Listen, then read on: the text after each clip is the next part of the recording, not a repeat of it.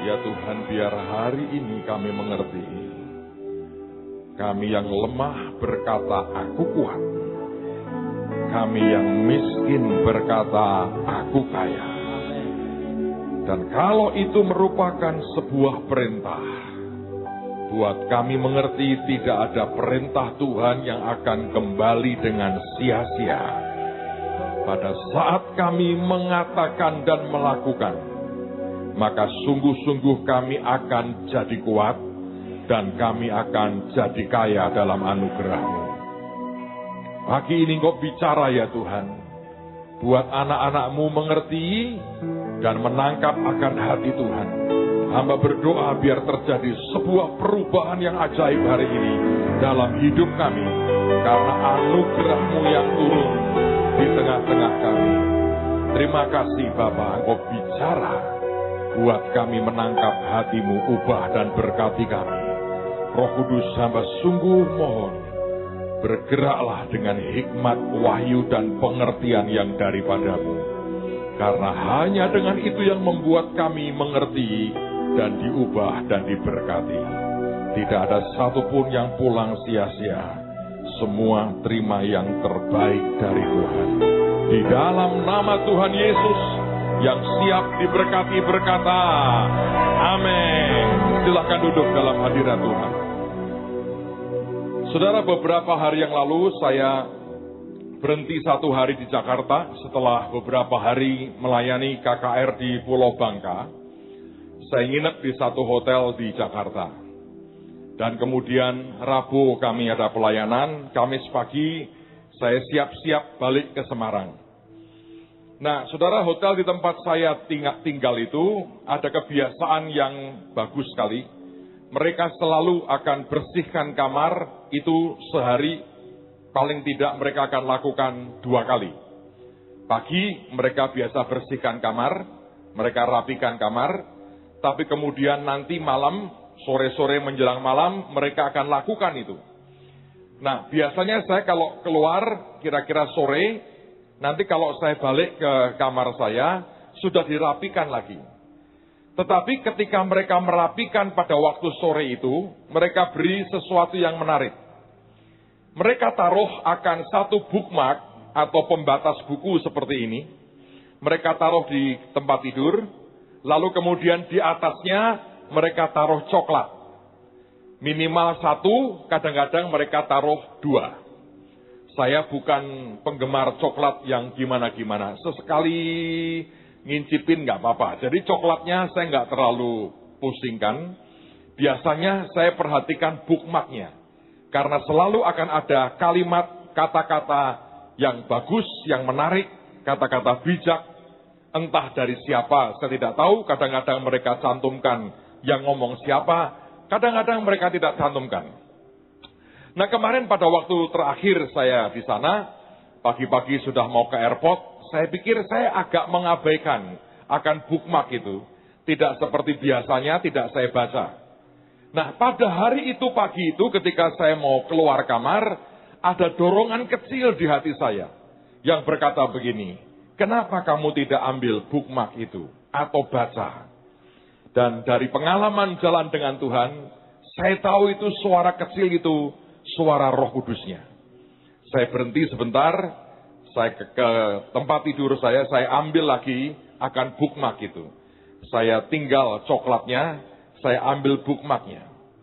Dan kemudian saya temukan satu kalimat yang menurut saya ajaib sekali. Dan dari situ saya belajar sesuatu. Dan Tuhan berkata, sampaikan kepada anak-anakku. Dalam bookmark yang saya bawa sekarang ini, saya kemudian bawa pulang. Ada tulisan yang menarik sekali. Saya mau baca buat saudara, dan tulisannya dalam bahasa Inggris. Tulisannya berkata begini, now I see the secret of making the best person. Dia berkata, sekarang aku tahu, aku bisa melihat rahasia dari bisa menciptakan orang terbaik. Jadi kalau Anda mau jadi orang terbaik, dia berkata, itu ada secretnya, ada rahasianya. Dan rahasianya dia berkata begini, it is to grow in the open air. Itu tumbuh di alam terbuka. And to eat and sleep with the earth. Dia makan dan dia tidur dengan bumi, dengan tanah ini. Apa sih artinya? Orang yang hidup dengan alam terbuka, dia makan, dia tidur dengan tanah, dengan bumi, itu adalah orang-orang yang sebenarnya keluar dari kemah mereka masing-masing. Dan kemudian berani melakukan sebuah perjalanan yang mungkin untuk sementara.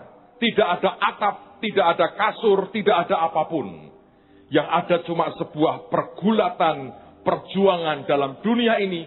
Yang seringkali memang tidak mudah dan tidak enak.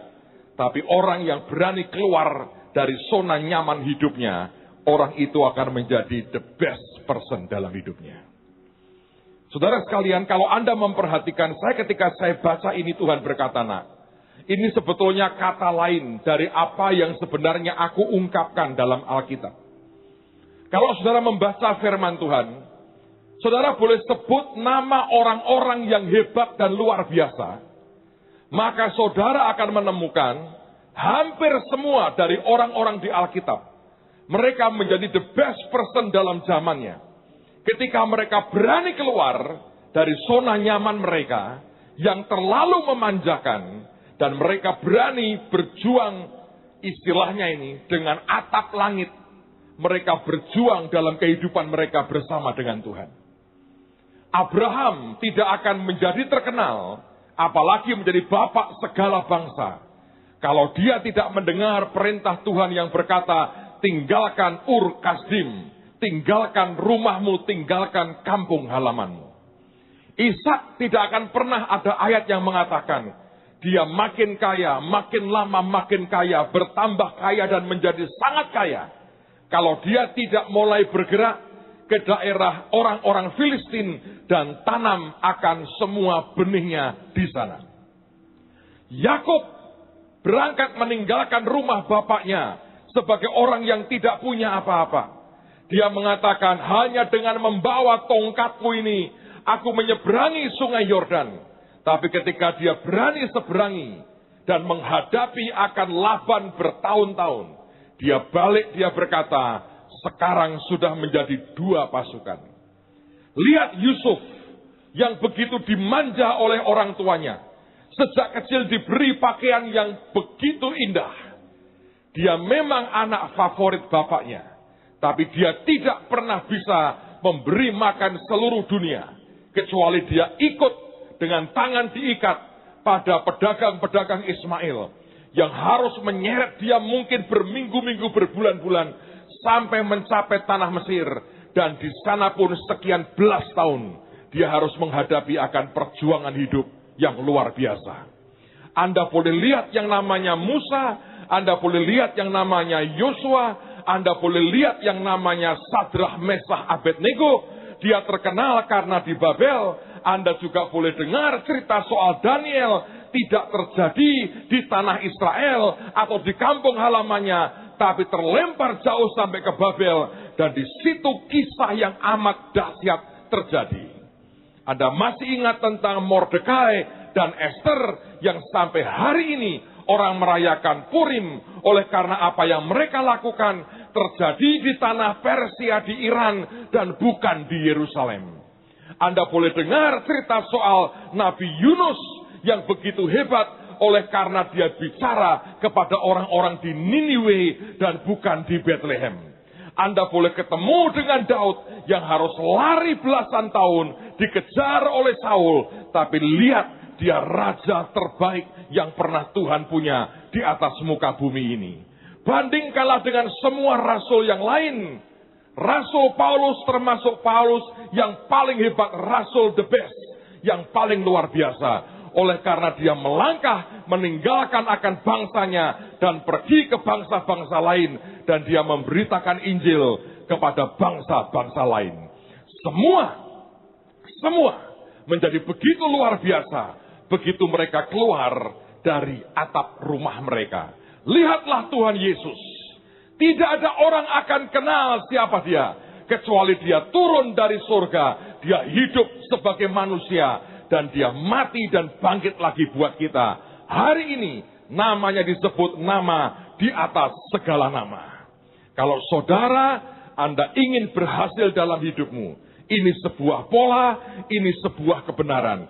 Kalau saudara tetap nyaman dengan keadaanmu dan tidak mau bergerak keluar, itu akan membawa sebuah kerugian yang luar biasa. Ketika saya membaca perkataan tadi, saya ingat orang yang bernama Yakub. Kenapa? Karena ketika saya baca ini, saya ingat akan Yakub yang pernah tidur dengan alas bukan bantal yang empuk, tapi batu. Kalau itu benar, saya berarti pernah lihat akan batunya, karena sekarang disimpan di Scotland, dan namanya Destiny Stone. Itu batu tempat Yakub tidur pada waktu itu. Dan dari situlah pangkal mula dari segala macam keajaiban.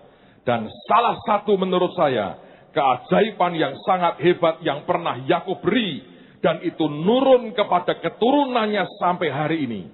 Saya beri nama Creative Miracle, mujizat penciptaan. Dari mana Pak dia punya itu? Saya mau tunjukkan ke saudara sesuatu yang menarik sekali. Mari buka Kejadian pasal yang ke-31. Dan lagi nanti setelah kita belajar firman, saya mau putar 2 klip. Lalu kemudian kita akan terima tubuh dan darah Yesus. Kemudian kita mendoakan mereka yang sakit. Kejadian pasal 31, perhatikan mulai ayat yang ke-7. Kejadian 31 ayat yang ke-7.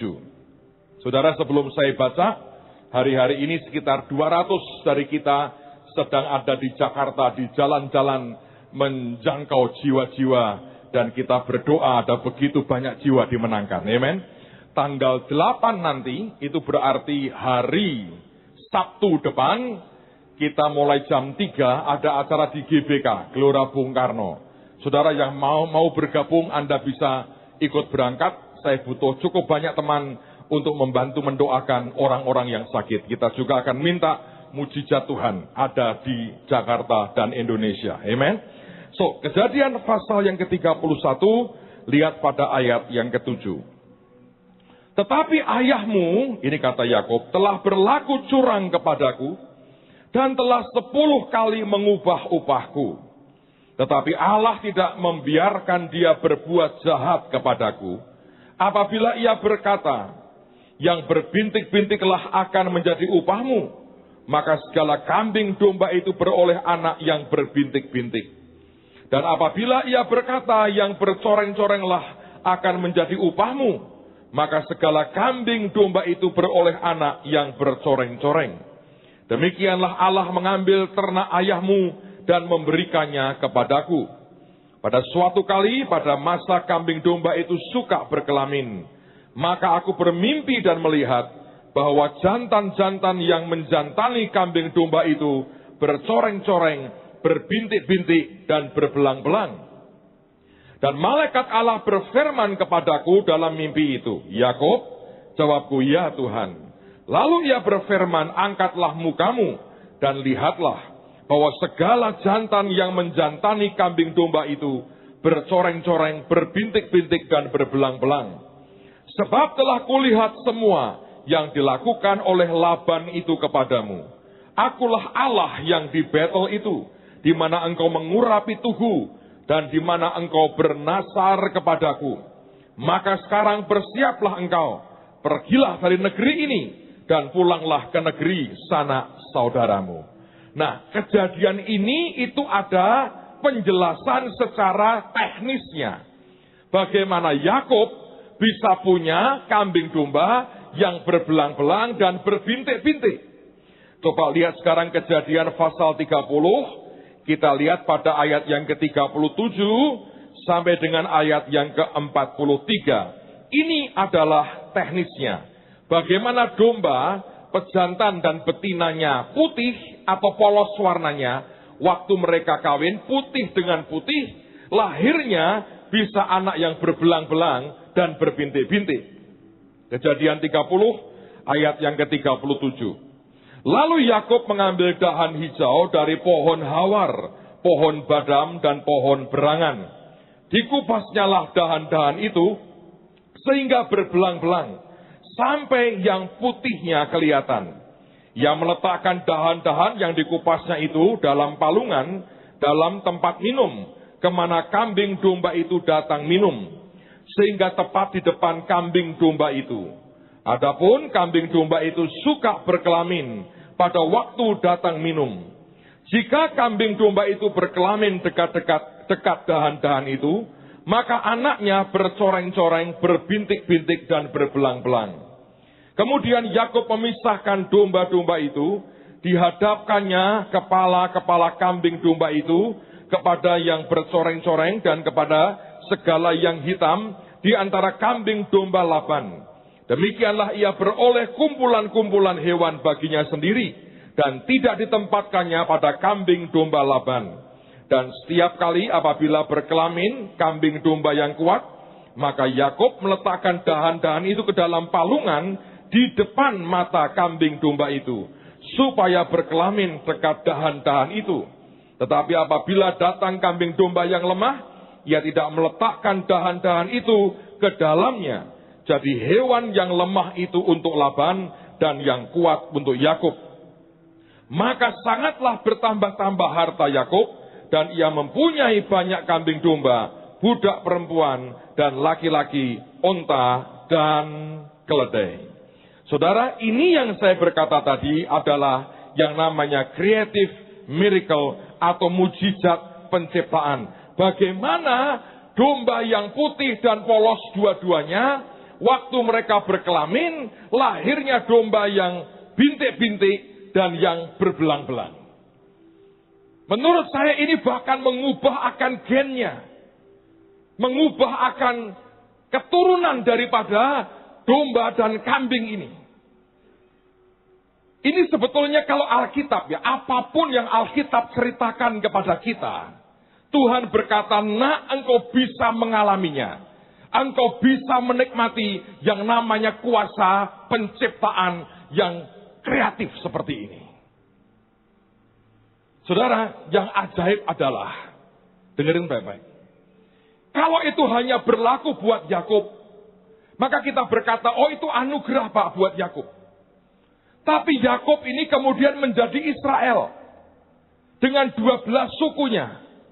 Dan dari 12 suku inilah lahir atau muncul kemudian yang namanya orang-orang Yahudi. Saya pernah sampaikan di seminar yang terakhir, ini bangsa kira-kira hanya 17 juta jumlahnya di dunia. Jawa Tengah aja kira-kira 25 juta. Orang Yahudi seluruh dunia hanya 17 juta. Tapi mereka orang-orang yang punya kemampuan penciptaan yang luar biasa. Beberapa hari yang lalu ada teman cerita dengan saya, Pak, ada GPS baru Pak ini. Saya bilang hebatnya apa? Wah, yang ini lebih simple Pak penggunaannya dan bisa detail. Kalau pakai yang lama nggak ada Pak, sekolah terbang nggak muncul. Dengan GPS ini nama terbang terang bangsa sudah muncul. Saya dengar di depan kita itu ada tempat permainan namanya red carpet. Katanya juga sudah ada. Padahal belum setahun kan, baru ini. Dan dia mengatakan ini operasionalnya lebih detail, lebih oke. Jalan tikus pun ada. Siapa yang buat itu? Bekas anggota Mossad, Pak. Yahudi lagi. Saya mau tunjukkan satu aja gambar atau data yang pernah saya tunjukkan waktu seminar. Tolong tampilkan produk atau apa yang pernah mereka hasilkan. Coba Anda lihat. Inilah sebagian kecil dari produk yang mereka hasilkan. Semua makanan yang Anda gemari di situ. Ini kalau dulu diciptakan pada waktu Yesus di dunia, mungkin dia akan bertahan lebih dari 3,5 tahun, 33 tahun, saudara. Tapi kalau lihat makanan Israel yang asli kan mengerikan. Jadi Tuhan nggak tahan. Soto nggak ada, ini nggak ada, langsung check out, saudara. Coba kalau yang ini ada, saudara. Ajaib toh. Katakanlah Anda bisa bertahan tanpa makanan mereka. Oke? Bagaimana kalau Anda berurusan dengan yang namanya teknologi? Yang namanya Intel, Google, Microsoft, Motorola, YouTube, Apple, Nokia, Facebook. Kalau itu hilang dari hidup kita hari ini, kita kembali ke zaman purba. Gak bisa, Anda mau boikot apa? Lihat semua yang lain ini merek-merek, sebagianlah yang kita bisa ambil, tapi ini ada di tengah-tengah kita. Dari seorang Yakub yang punya creative miracles, itu nurun kepada keturunannya sampai hari ini. Bayangkan. Lalu ini menimbulkan pertanyaan dalam hati saya. Tuhan, ajari aku untuk bisa ngerti sebetulnya, ini di mana rahasianya? Apa yang hebat dari orang yang bernama Yakub ini? Nah, hari ini saya mau tunjukkan beberapa yang saya tahu Tuhan itu buka di hati saya. Mungkin belum semua. Adalah tugas masing-masing Anda menggumuli ini sampai ini jadi milikmu. Milik kita. Amen, saudara. Yang pertama menurut saya tidak bisa dipisahkan adalah yang namanya hak kesulungan. Yakub ini terkenal oleh karena yang pertama adalah hak kesulungan yang dia beli dengan sangat murah dari orang yang bernama Esau. Saya mau ceritakan ke saudara, apa itu hak kesulungan buat kita hari ini. Orang yang punya hak kesulungan di zaman itu, kalau Anda seorang anak, maka dapat dikatakan Anda mendapat jatah 2/3. Sebagian besar dari kekayaan orang tua saudara akan jatuh kepadamu. Tapi biasanya anak yang terima hak kesulungan itu punya kewajiban memelihara orang tuanya sampai dia mati.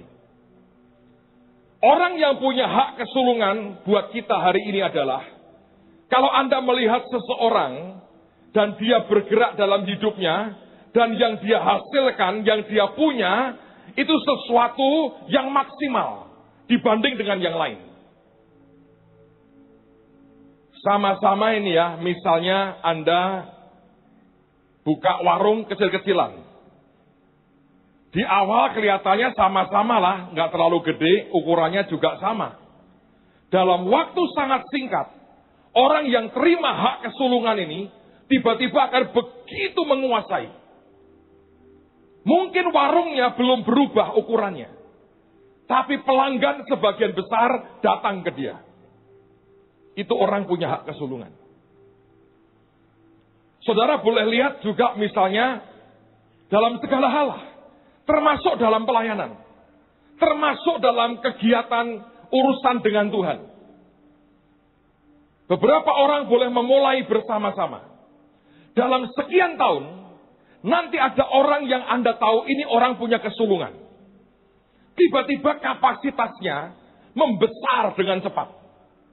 Dan tanpa orang menyadari, tiba-tiba dia jadi mayoritas. Nah, biasanya orang tidak aman dengan orang-orang seperti ini.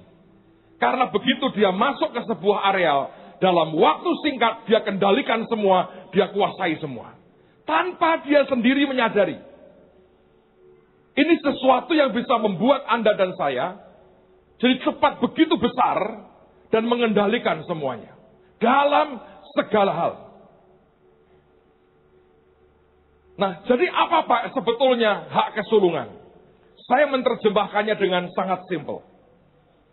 Banyak orang berkata, oh Pak, saya anak laki pertama, jadi itu hak milik saya. Secara perjanjian lama iya. Tapi kita mengerti di dalam Yesus semua kita sebetulnya punya jatah dan hak yang sama. Hanya beda yang namanya satunya punya kerinduan, satunya tidak peduli. Hak kesulungan itu adalah, itu dimiliki sebetulnya oleh anak yang lahir pertama, anak laki yang lahir pertama. Nah, anak lahir itu kan siapa yang menentukan? Tuhan kan? Anda lahir sebagai anak pertama, anak kedua, anak ketiga. Siapa yang sebetulnya menentukan? Tuhan kan? Hak kesulungan menurut saya adalah sebuah sikap dalam hati kita yang berkata, segala sesuatu dalam hidupku ini ditentukan oleh Tuhan. Karena itu, aku akan hidup bergantung sepenuhnya kepada Tuhan. Dan jika aku dilepas Tuhan, 1 detik saja aku akan habis. Saudara, itu pengertian menurut saya hak kesulungan. Kalau saya menerjemahkan untuk keseharian kita, maka saya berkata itu terjemahan saya. Ada banyak orang berkata, Pak, saya punya kesulungan. Tapi hidupmu tidak bergantung ke Tuhan. Kesulungan itu sebetulnya seperti begini. Saya lahir, saya anak pertama, saya laki, saya berkata, saya punya hak kesulungan. Tapi tidak ada orang yang bisa mengatur. Saya lahirnya jadi anak keberapa. Jelas karena sebuah pengaturan Tuhan. Dan kalau dalam hidup kita, Anda sadari itu penuh, maka itu akan berakibat tidak ada sikap yang berani berontak melawan Tuhan dan semaunya dengan Tuhan. Anda akan hidup dalam sebuah submission yang total dengan Tuhan. Engkau tidak akan pernah mencoba melawan kehendaknya. Tidak ada jiwa yang arogan keluar dari dirimu yang berkata, aku bisa tanpa Tuhan. Engkau akan mengutamakan Tuhan di atas semua yang lain. Di atas hobimu, di atas duitmu, di atas semua kesenanganmu. Engkau akan taruh Tuhan sebab yang prioritas, sebab engkau sadar ini hidup matimu. Oh Pak, kan semua orang pasti begitu teorinya. Apakah betul Tuhan selalu jadi pertimbangan nomor 1? Dalam semua yang kita lakukan, apakah betul perasaannya jadi pertimbangan buat kita dalam banyak hal atau segalanya? Saudara, kalau Anda orang yang tahu dan mau punya hak kesulungan, sebetulnya orang itu orang yang selalu tiap kali pertimbangan perasaan Tuhan akan Anda nomor satukan. Ada banyak orang berkata begini, oh Tuhan nggak apa-apa kok, Tuhan nggak apa-apa kok.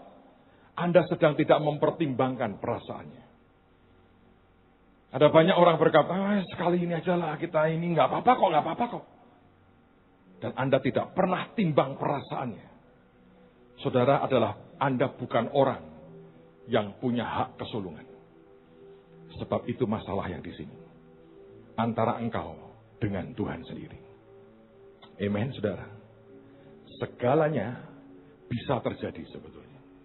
Sebab creative miracles ini memberikan sebuah jaminan. Kalau Anda perhatikan tuh, dari yang tidak ada menjadi ada. Tapi sebetulnya kalau Anda lihat, saudara bahkan diberi hak untuk ikut menentukan. Dan ini sebetulnya yang paling mengerikan. Kalau orang tidak punya ketergantungan yang mutlak dengan Tuhan, apa jadinya kalau dia diberi ikut hak menentukan? Sebab Yakub menentukan, domba yang lemah berkelamin dia diamin. Tetap lahirnya putih buat mertuanya. Yang kuat-kuat dia taruh dahan-dahan itu. Dan kemudian keluar yang kuat itu untuk dia. Karena berbelang-belang dan berbintik-bintik. Bukankah itu ikut menentukan? Dan sebenarnya Tuhan berkata, aku mau anak-anakku duduk memerintah bersama dengan aku. Saudara sekalian, kalau Anda ingin mengalami yang namanya creative miracles dalam hidupmu, mari hidup bergantung ke Tuhan sepenuhnya. Tapi yang kedua, ini yang menurut saya menarik sekali. Orang bisa menghasilkan sesuatu yang kreatif ini. Sebetulnya hanya juga lewat satu hal. Namanya tekanan hidup. Kok bisa, Pak? Kalau Anda baca, Yakub ini sebelum dia menemukan itu, dia dicurangi oleh Laban 10 kali. Gaji dirubah terus. Saudara pernah ketemu dengan pimpinan perusahaan yang hobinya ngerubah-ngerubah gaji Anda? Nah itu Laban. Bukan Lakban, bukan Laban. Memang harus dilakban dia. Dan Tuhan, Alkitab berkata mengatakan, telah kulihat semua yang dilakukan Laban kepadamu. Semua yang namanya tekanan hidup, saudara. Itu sebetulnya memberi kita sebuah stage, panggung untuk Anda naik di atasnya. Orang yang bisa mengerti ini akan dahsyat. Jalan buntu sebetulnya akan membuat Anda bertemu dengan Yesus. Karena Yesus berkata, akulah jalan. Tapi jurang yang dalam, yang menimbulkan akan pressure dan tekanan, itu akan membuat Anda punya sebuah panggung yang luar biasa. Dan seringkali orang Kristen tidak menyadari bahwa semua tekanan yang Tuhan izinkan dalam kehidupan kita itu, justru itu merupakan panggung yang Dia sediakan. Semua tokoh di Alkitab yang saya sebut tadi, tidak pernah muncul kemurnian, keemasannya, bahwa dia berlian, tidak pernah muncul. Sampai sebuah tekanan itu diberikan dalam hidupnya. Abraham, ketika dia harus menunggu anak perjanjian, dan kemudian ketika Ishak lahir dan diminta dikorbankan, itu pressure yang luar biasa. Tapi di situ muncul kehebatannya. Semua tokoh lahir dari sebuah tekanan. Tapi kita seringkali tidak begitu. Kita ingin hidup yang serba enak, hidup yang tanpa tekanan, hidup yang tanpa masalah. Dan kita berkata itulah hidup yang benar. Siapa yang bilang? Saya mau cerita sesuatu. Supaya Anda itu mengerti, tidak semua cara Tuhan untuk nolong kita itu seperti yang Anda bayangkan. Ini cuma ilustrasi. Ada seekor burung yang malas tinggal lama di Indonesia. Karena hari-hari ini panas. Burung ini ingin tempat yang dingin. Seperti orang Indonesia pengen lihat salju. Padahal masuk ke freezer juga sama sebetulnya. Seperti itu kurang lebih. Tapi jangan lama-lama, saudara.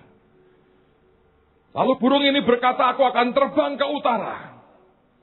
Aku akan cari tempat yang nyaman, tempat yang dingin. Maka dia keluar dari rombongannya. Dia terbang ke utara. Dan memang menjelang akhir tahun, di utara keadaan sudah mulai dingin. Beberapa tempat angin dingin, beberapa tempat mungkin sudah mulai salju. Dan dia terbang terus ke utara. Dan makin lama makin dingin. Makin dingin, makin dingin. Kemudian untuk pertama kali dia merasakan salju turun. Tipis sekali. Dia suka, dia terbang, meliuk-liuk. Wih, enak ini. Di Indonesia tidak ada ini. Salju begitu dingin, enak sekali. Yang dia tidak sadari. Salju itu mulai nempel di badannya. Dan karena suhunya makin turun, makin turun, makin turun. Salju-salju itu mulai jadi es di badannya. Dan dia mulai berat menggerakkan akan sayapnya. Dia bingung. Kenapa jadi berat ya aku terbang? Dan makin lama terbangnya makin rendah. Makin rendah, makin rendah. Karena esnya makin banyak. Dan sayapnya makin tidak bisa bergerak. Dan akhirnya burung itu terjerembab ke tanah. Bum. Dia nggak berkutik lagi. Di bawah salju walaupun belum lebat. Di atasnya es. Dan salju walaupun kecil terus turun. Dan dia sadar. Dia merindukan Indonesia yang tidak punya salju. Dan dia teriak ke Tuhan. Dia berkata, Tuhan tolongi aku. Aku tidak mau mati beku di sini. Aku hanya pengen menikmati dinginnya. Tapi aku tidak sadar itu akan membunuhku. Dia teriak, dia bilang, tolong Tuhan, kirim makhlukmu yang lain, supaya menolong aku. Tuhan lagi sibuk kan di surga, Tuhan gak pernah nganggur. doa orang-orang Kristen kayak pagi ini dia sibuk akan membawa healing dalam hidupmu, mujizat dalam hidupmu. Ini malaikat siap memberikan creative miracles. Burung teriak-teriak. Tuhan berkata, oke. Dia sudah bertobat, mari kita kirim pertolongan. Maka burung ini berpikir Tuhan yang mengatakan oke akan mendatangkan minimal monyet. Karena monyet yang punya tangan bisa ngangkat dia. Kalau gajah bisa juga sih. Tapi mungkin dia kesedot belalainya malah mati. Atau sebelum keambil ketusuk gadingnya malah tewas. Keinjek hancur. Dia berpikir sendiri. Yang paling ideal nolong aku monyet. Maka ketika dia tunggu, dia lihat dari kejauhan ada yang bergerak mendatangi dia. Dan dia berkata, ini dia pertolongan Tuhan. Dan pertolongan Tuhan, dia makin dekat, dia makin antusias, dia teriak-teriak. Aku di sini. Dan dia berpikir, ini pasti monyet. Tapi ketika makin mendekat, karena ada hujan salju tipis, gak terlalu jelas. Kok lebih gede dari monyet ya? Dia berkata, gorila pasti ini. King Kong, kayak di film-film. Wah, Tuhan kirim pertolongan mantap. King Kong buat saya. Dia teriak-teriak, King Kong, aku di sini. Yang diteriakin kesel.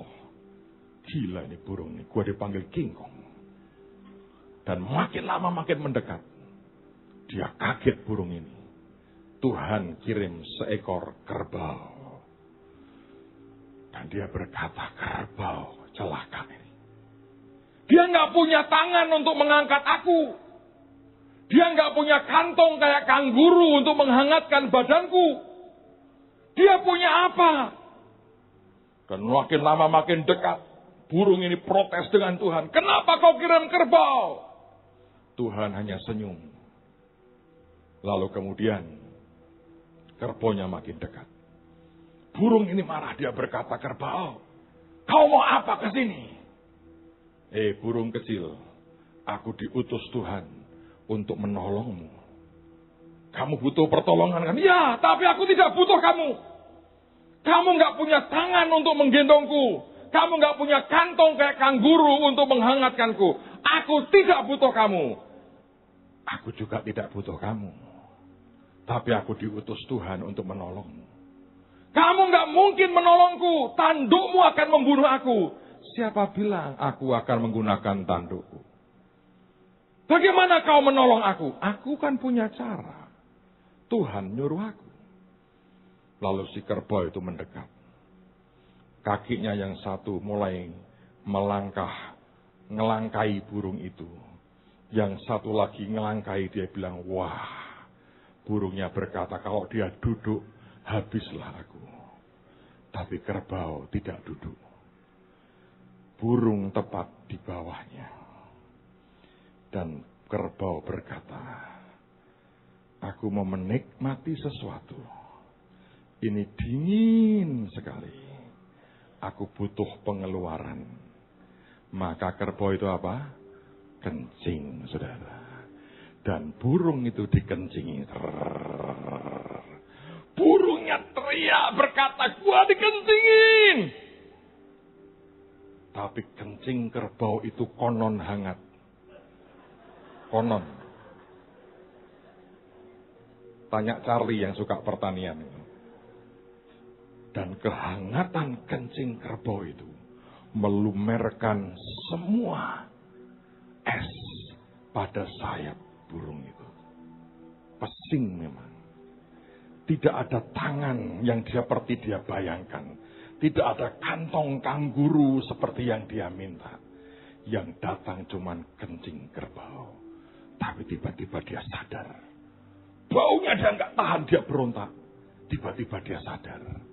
Es yang di sayapnya sudah mencair. Dan dia terbang lagi. Dengan bau pesing, dia berkata, terima kasih Tuhan. Dan Tuhan geleng-geleng.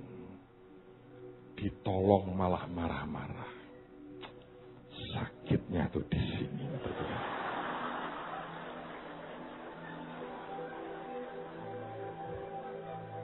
Grup dangdut semuanya.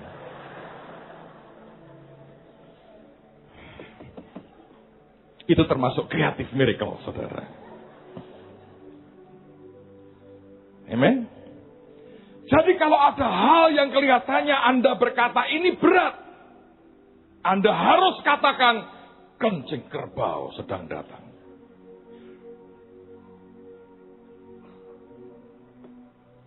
Yang ketiga, yang terakhir.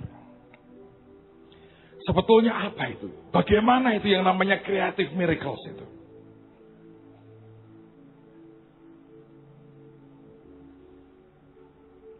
Kalau Anda perhatikan, Yakub ini memperhatikan kondisi kambing dombanya. Sampai kemudian dia berkata begini, aku tahu bagaimana mengubah yang tidak ada menjadi ada.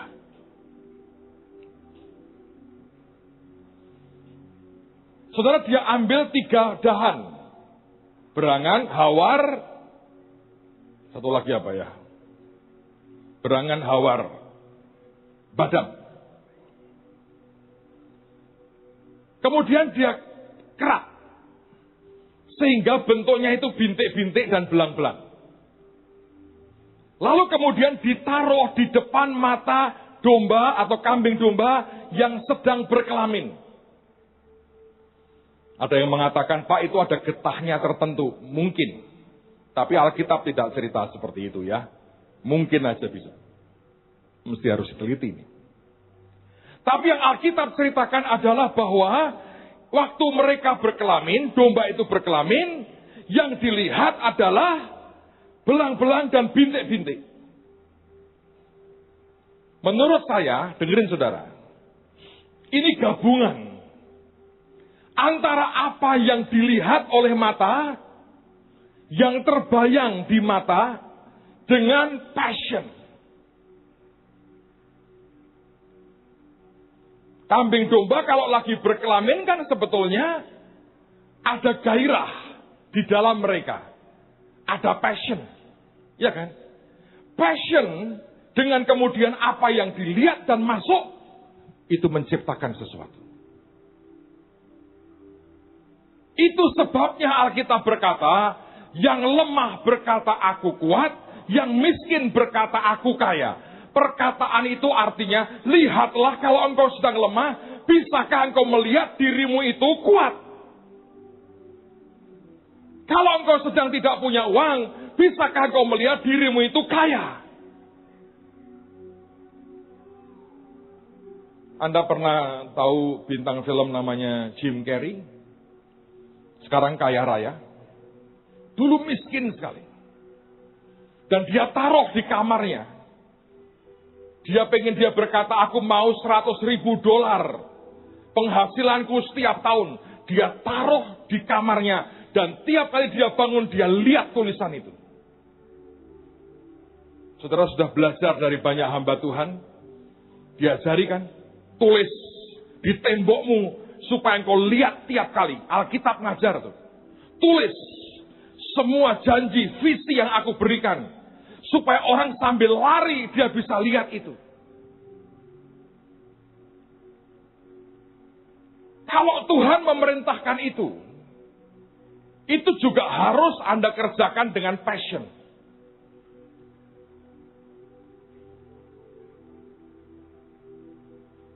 Anda butuh rumah misalnya. Kenapa nggak cari rumah? Diapain Pak? Minta brosurnya. Terus tempel di tembokmu. Terus ngomong sama Tuhan Yesus. Tuhan, Engkau kan sedang di surga. Menyediakan rumah bagiku. Tapi aku juga di sini butuh. Boleh nggak sih material-materialnya sebagian dikirim ke sini? Sisa-sisa material surga itu loh. Yang nanti tembokku dari emas, nah kirim dikit Tuhan. Buat aku di sini. Terus Anda ngomong begini. Burung aja engkau pelihara. Iya toh? Serigala kau katakan punya liang. Burung punya sarang. Masa aku kalah sama burung, Tuhan? Tiap 3 tahun kelinteran cari kontraan begitu. Ini kan baitmu. Ngomong sama Tuhan begitu. Aku minta yang ini, Tuhan. Ditambahi sementara tahap pertama. Oh, terus-terusan 30 tahun itu kan tidak ada kemajuan. Tahap pertama. Ini, Tuhan. Terus ngapain? Ya tiap kali lewat tumpangi tanganlah digosok begini sampai luntur gambarnya nggak apa-apa. Ini Tuhan, dalam nama Yesus. Kalau engkau punya yang lebih baik, ya aku senang. Kalau perlu, ini ya Tuhan. Tumpangi tangan. Masa Anda tidak akan punya rumah? Ya. Orang-orang yang disembuhkan Tuhan, semua itu punya passion. Ungkapan ledakan di dalam keluar. Saya nggak tahu dari mana itu, tapi wanita yang 12 tahun pendarahan, tiba-tiba punya ide.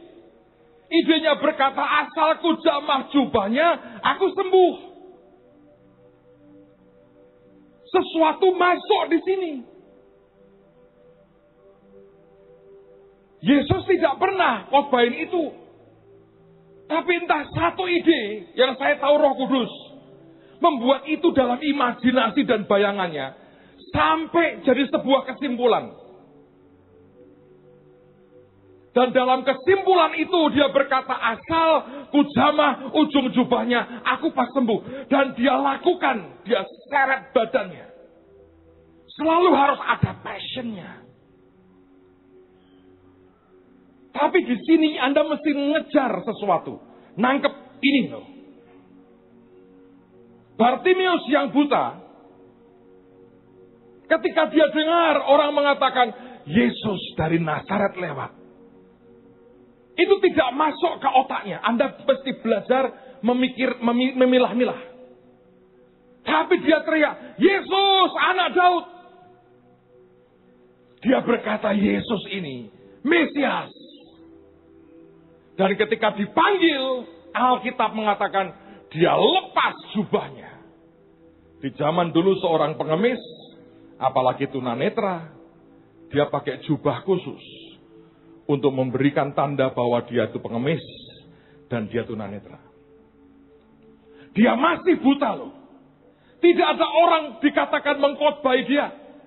Tapi sebuah ide masuk ke benaknya. Dilepas jubahnya. Artinya dia berkata, masaku jadi pengemis dan orang buta selesai hari ini. Dia datangi Tuhan. Dia datangi ke Tuhan. Ditanya apa yang kau mau? Aku mau lihat. Setiap kali ada passion di hidupmu, Tuhan akan menghargai saudara. Tapi seringkali orang itu bahkan tidak punya dream, impian. Padahal kalau Anda baca Alkitab berkali-kali Tuhan berkata, apa yang kau mau? Kalau Tuhan tanya dengan saudara hari ini, apa yang kau mau? Bagian dari creative miracles adalah seperti itu. Sesuatu yang di luar imajinasi kita. Yang kita berkata tidak pernah ada. Tapi tiba-tiba muncul. Sebab itu di sini. Dan didorong oleh sebuah passion di sini. Amen, saudara. Saudara jangan pikir Holy Stadium ini tidak dalam imajinasi saya. Dalam imajinasi saya. Bagian dari ketika struggle demi struggle. Dan sebetulnya imajinasi pengen punya stadium seperti ini. Itu muncul tahun 93-94. Persis gereja harus split. Masa buruk. Permata mau disita oleh bank. Tiba-tiba saya di tengah-tengah setiap malam saya bilang, Tuhan, aku membayangkan punya stadium. Dulu Semarang ada GOR. Yang sekarang Hotel Ciputra itu dulu GOR. Itu hanya 10.000. Saya bilang aku mau punya yang lebih gede dari itu. Hari ini di imajinasi saya ada yang lain lagi. Saya punya dreams, impian-impian. Saya belum mau cerita banyak. Biar ini jadi dulu. Sampai yang di sini meledak, bam. Sesuatu akan terjadi. What is your dream? Apa impian saudara? Amen. Tuhan mau beri kita creative miracles. Pak, saya mau sembuh bagaimana? Saya beri nasihat. Saya percaya semua tubuh kita, gerakan kita ini adalah karena perintah dari yang otak ini. Kalau otak saya berkata begini, sentuh botol ini, saya sentuh. Satu tindakan saya nyentuh botol ini, saudara, itu melibatkan semua sel saya. Semua bergerak karena perintah otak saya. Alkitab berkata, oleh bilurnya kamu sudah disembuhkan. Mengapa sekarang tidak kita perintahkan berkata, lu jalan ya.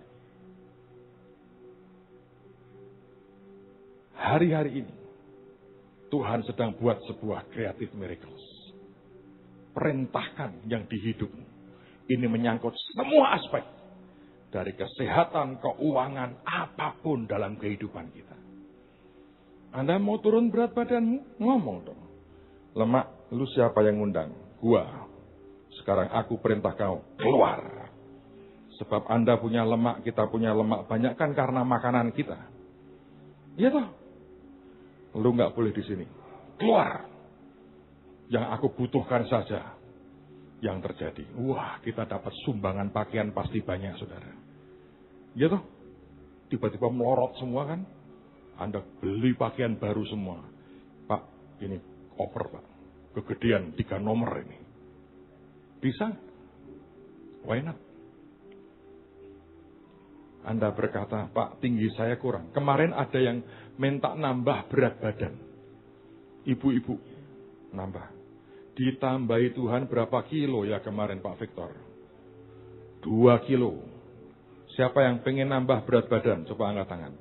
Nanti cari yang kelebihan, berpelukan, laki dengan laki, perempuan dengan perempuan. Yuk kita saling memberi dan menerima yuk. Zep. Wih, luar biasa. Yang kurus jadi Hulk, lepas semua baju. Yang gendut kemudian ramping. Zep. Semua pulang bahagia. Ada orang yang kurang tinggi badannya. Kemarin ditambahi Tuhan lagi beberapa. Ya nanti yang soal mau ngurangi berat badan, nambah berat badan dan tinggi badan, selesai tutup ibadah baru ada didoakan ya. Karena itu kemeruyuk banyak sekali peminatnya. Tapi kita mau doakan mereka yang lain dulu supaya Tuhan kerja dengan luar biasa. Siapa diberkati Tuhan pagi hari ini. Coba lihat akan 2 klip sebelum Anda lihat, saya mau cerita dulu karena saya mau minta maaf. Yang pertama ini vulgarnya luar biasa. Ini kejadian di Afrika. Saya tidak tahu kenapa di sana banyak yang aneh-aneh. Makin aneh, makin nantangin Tuhan, makin dahsyat saudara. Kok bisa begitu Pak? Nah Anda harus mengerti, Tuhan itu kalau ditantangi, dia makin senang sih. Tapi kalau yang nantang Tuhan, Anda masalah. Tapi ini keadaan. Ada seorang pria, maaf ya saudara ya, pantatnya ini sampai bolong. Beberapa lagi. Dan itu sampai ngeluarin nanah. Sampai keluar nanahnya. Terus lalat masuk. Nanti Anda akan lihat. Nanahnya sampai dilewer-dilewer begitu. Terus nanah. Hamba Tuhannya diomongin Tuhan gini. Nak, ini kan bolongnya gede sekali. Ambil kapas. Jadi kapas itu disumpul ke bolongan itu saudara. Nek tidak kuat nanti merem aja saudara ya. Jangan pingsan. Tidak ada doa untuk yang pingsan ya. Itu dimasukin ke tempat lubangnya itu. Masukin. Begitu itu masuk. Terus ditutup lagi. Dalam 2-3 hari. Jadi daging loh. Kapas jadi daging. Dan yang kedua Anda akan lihat orang yang lumpuh selama 10 tahun. Dan tiba-tiba dia berjalan.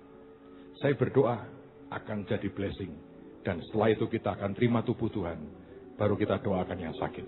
Oke, silakan diputar. Ini yang pertama.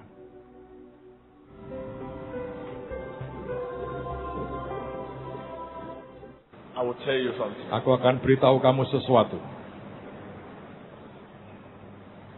In some cases, Di beberapa kasus, like this case you're about to watch, seperti kasus yang Anda akan lihat when ini, they bring them, ketika mereka bawa and orang-orang there ini, are too much hole, dan ada lubang yang gede sekali, mungkin di pantatnya atau ada tulang yang sampai kelihatan. the Lord will say to me, Tuhan "Take berkata the kepada wood, saya, ambil akan kapas, put it inside the hole, masukkan ke dalam lubang itu, see the hole of that body, for you to know penuhi that we akan are tubuhnya near dengan what? kapas itu.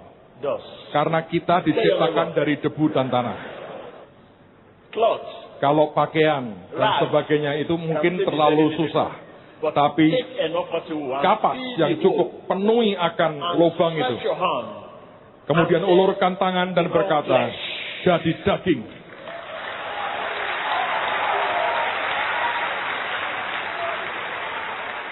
watch your screen. Coba Anda lihat.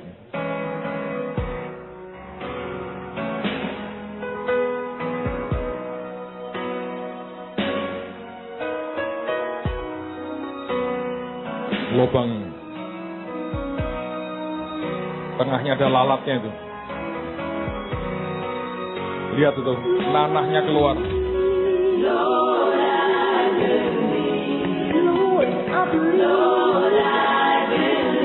Maaf mengganggu selera makan Anda. Itu lubangnya beberapa, saudara. Lihat. Ya, lihat, ambil kapas. Kumpuli.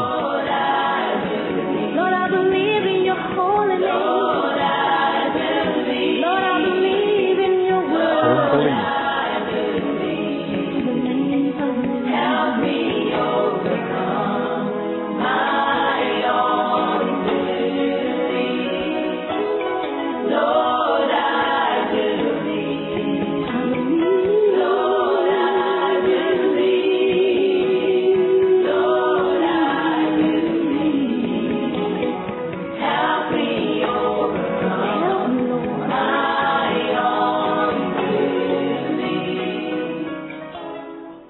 In the mighty name of Jesus. Dalam nama Yesus yang berkuasa, sembuh.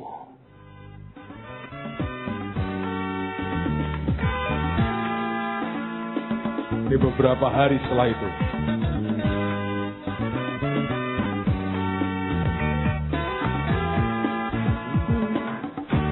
nutup. Yang sebelah kiri itu sebelumnya, lihat sesudahnya.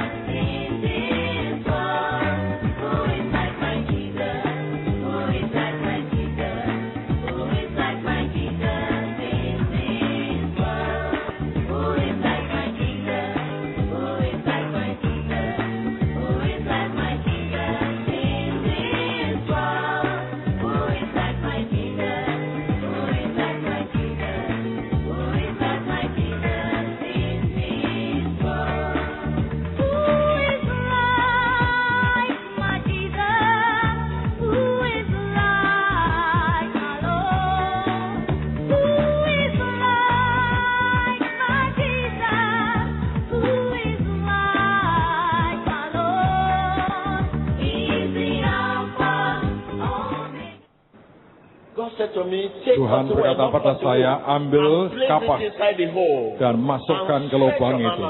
Kemudian kedangkan tangan, jadilah daging. Sampai 2-3 hari kemudian yang terjadi, jadi daging.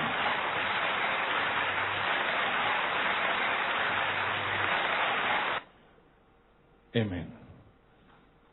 Siapa yang bisa buat itu kecuali Tuhan Yesus? Oke, klip kedua sebelum kita perjamuan kudus hari ini. What you're about to watch is a Ini yang perfect Anda lihat demonstration adalah of the sebuah same kind contoh of dari miracle kejadian that mujizat happened yang in the life terjadi of the di man at the Alkitab, beautiful gate in Acts Kisah 3. 3 di Watch and see pintu for gerbang yourself and indah. give God the glory. Orang ini 10 tahun sebetulnya dalam keadaan seperti ini. Lihat And what kakinya a sad kecil, story he must dia have hanya jalan dengan of his dua suffering tangannya. Ini sudah due 10 to the tahun. debilitating condition Dia of his adalah leg. seorang herbalis This poor, sebetulnya. handicapped man Tapi tidak bisa uses mengobati his hands dirinya, and feet dia datang ke herbalis to yang drag lain, himself along the juga road, tidak ada unable to hasil, hold a wheelchair dan akhirnya dia and ngemis seperti ini. to get around.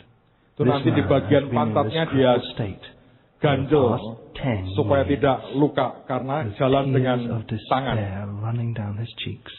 Hidupnya His face miskin is an sekali expression dan tidak bisa jalan dengan of kedua utter kakinya. helplessness. He cries because he is not only lame, but living in abject poverty. What poverty this is! Can you imagine what it would be like to crawl on your hands and feet as your only option to get from place to place? Dia berkata, saya ini lumpuh, tidak bisa jalan. Saya nggak punya penolong kecuali Tuhan, menolong orang untuk tolong saya.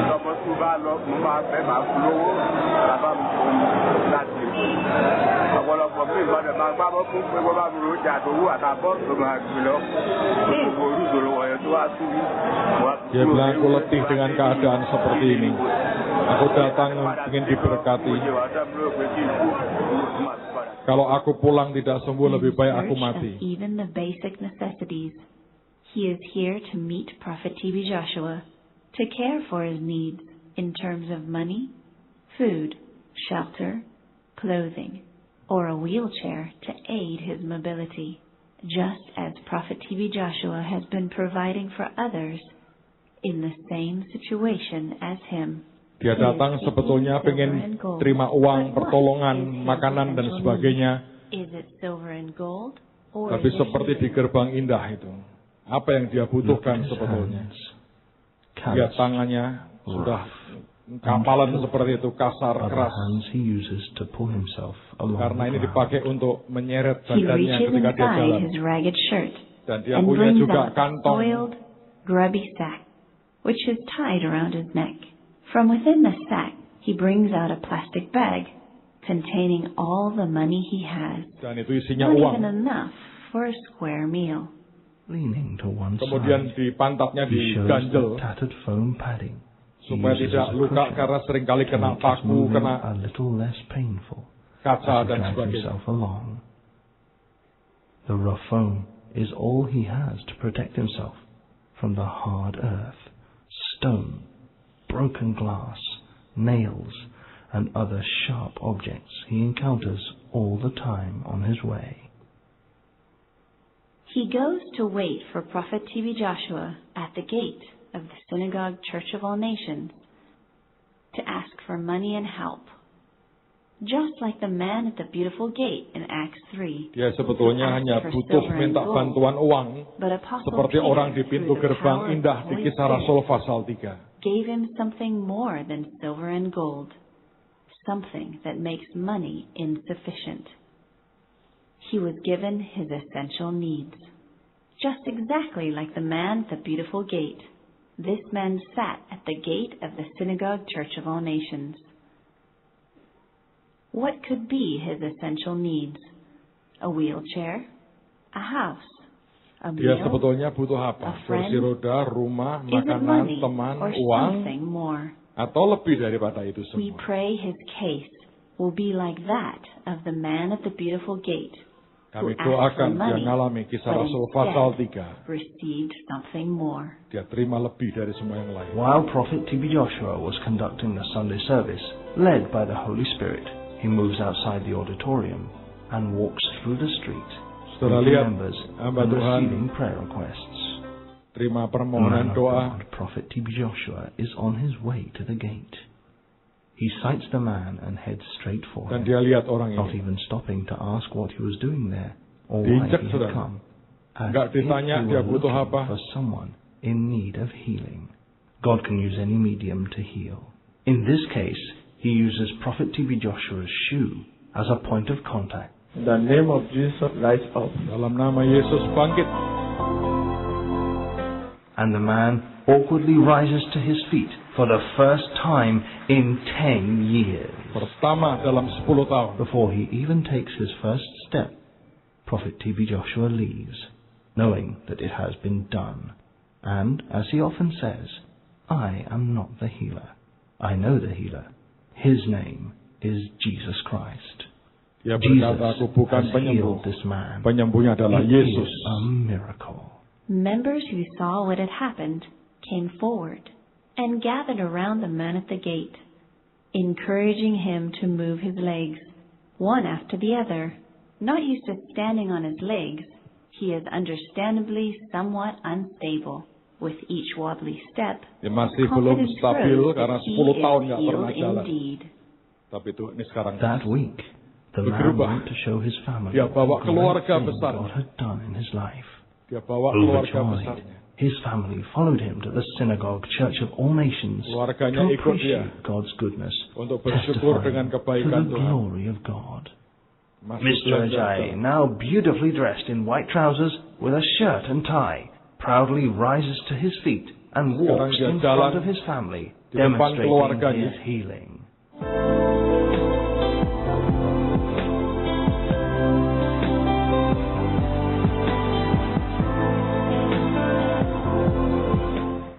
Emmanuel. Emmanuel. Emmanuel. Emmanuel. Emmanuel. Emmanuel. My name is Ajayi Ogunleye. The problem brought me to Synagogue Church. Problem yang membuat saya datang ke gereja ini karena saya lumpuh I'm crippled for good 10 selama years. 10 tahun. Formerly, I'm a herbalist. Dulu dia seorang herbalis. I to treat myself. Saya coba obati diri sendiri dan ke teman-teman herbalis yang lain, tapi tidak ada hasil, tidak ada jalannya. No way.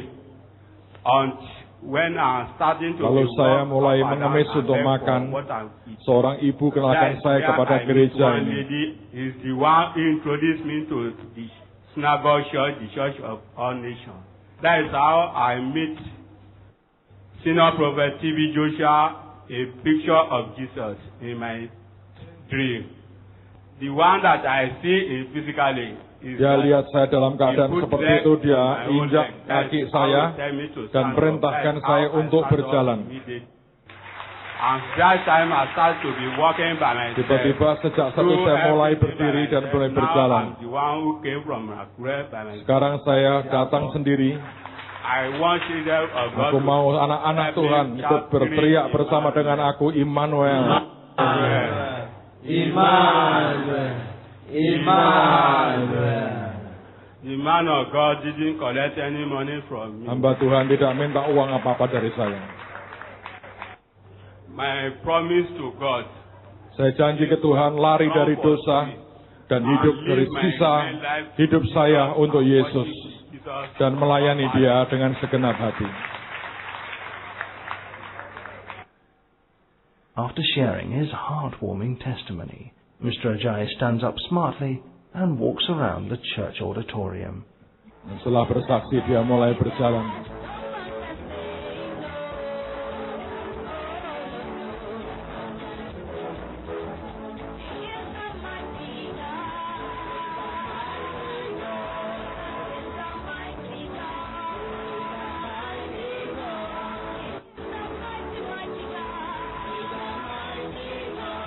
Sharing his joy with the congregation and exchanging a few handshakes, one can hardly believe that this gentleman was the same person who crawled through the streets on his hands and feet.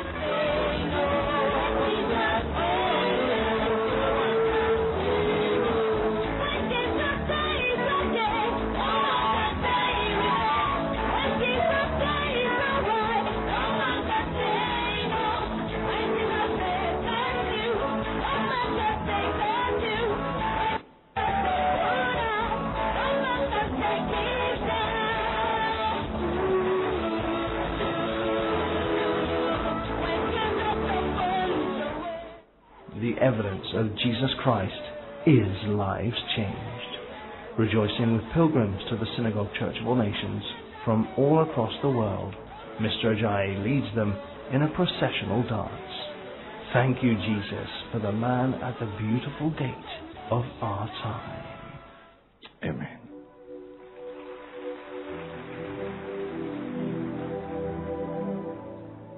ada keajaiban setiap hari dalam hidup kita. Amin. Mari percaya kepada Yesus yang luar biasa. Siapkan hatimu. Mari kita terima tubuh dan darah Yesus. Teman-teman yang bertugas boleh maju ke depan. You are my hiding place. Perlindunganku, Kau penuhkan hatiku dengan lagu pembebasan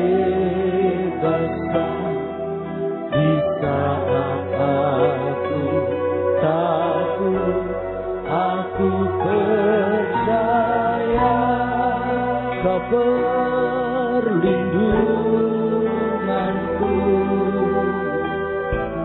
Kau penuhkan hatiku dengan lagu pembebasan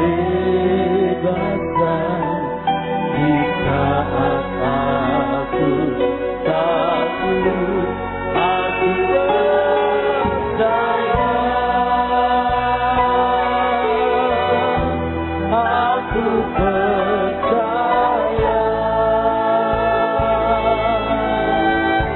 Dia yang lemah berkata, aku kuat dalam Dia. Aku percaya, aku percaya Dia yang lemah berkata, aku kuat dalam Dia. Aku percaya.